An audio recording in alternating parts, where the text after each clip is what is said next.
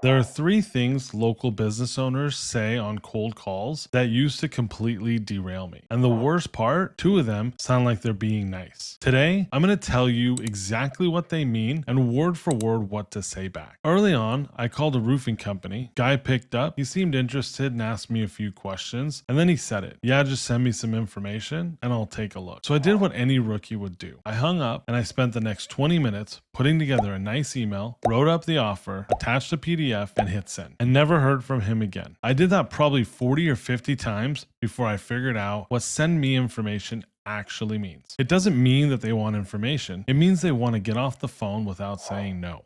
Once I understood that, everything changed. Now, for those of you that don't know me, my name is Balint, and right now I'm traveling Europe with my wife and my 2.5-year-old while running a $30,000 a month agency I built from the ground up in 2 years with just a cell phone and a laptop. No ads, no Zoom meetings, no team. So here are the things you're going to hear on cold calls and what they actually mean and exactly what I say back. Objection number 1. I already have someone handling that. This one is actually my favorite objection because it's the easiest one to work with. And here's what I say. If they were taking care of this, you would not still be on the phone with me.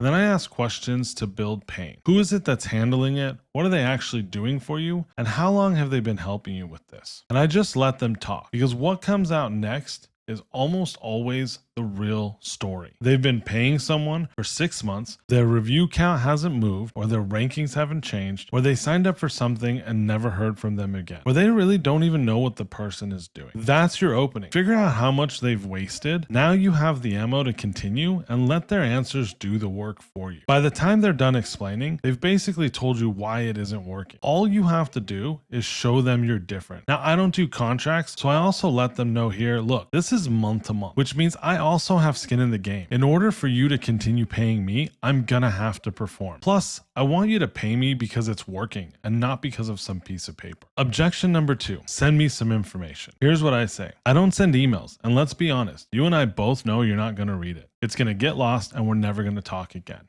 They'll actually respect this answer, and you'd be surprised how many appreciate the honesty. So then you move into questions. So let me ask you, what part of this didn't make sense to you? Because something didn't land or I didn't build enough value somewhere, and I'd rather just figure it out right now. That question resets the whole close.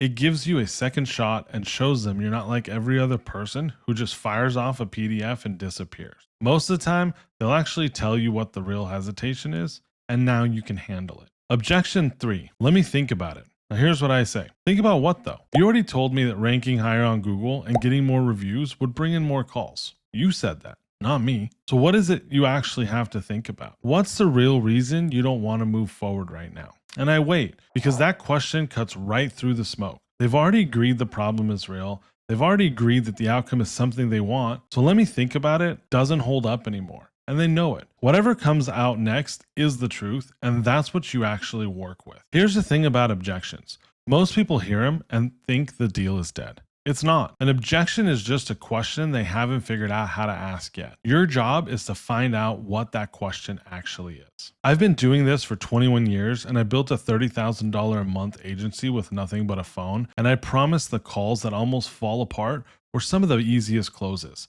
Because once you know what they're actually saying, you know exactly what to say back. If you want the full system, the opener, the questions, the scholarships, the close, all of it, it's all inside my community. You also get the snapshots I use to run my agency, lead magnets you can use to get clients, and 2 live calls a week with me. Free trial link is down below, and I'll see you on the calls.